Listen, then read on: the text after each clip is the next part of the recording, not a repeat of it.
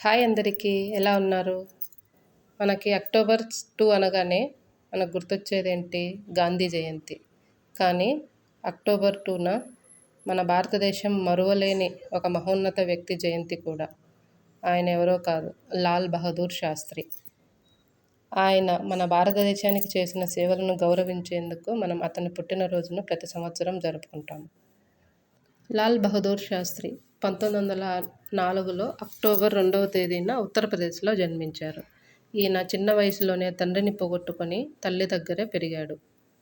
ఆయన మహాత్మా గాంధీ సిద్ధాంతాలను అనుసరించి భారత స్వాతంత్ర ఉద్యమంలో చేరారు.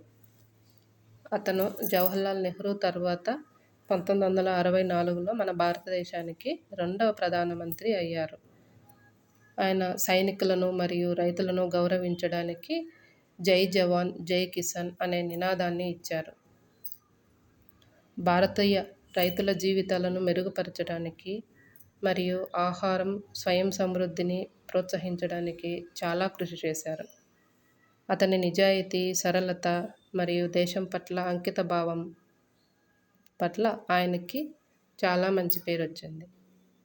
లాల్ బహదూర్ శాస్త్రి 1966 జనవరి 11న ప్రధానమంత్రిగా ఉండగానే మరణించారు.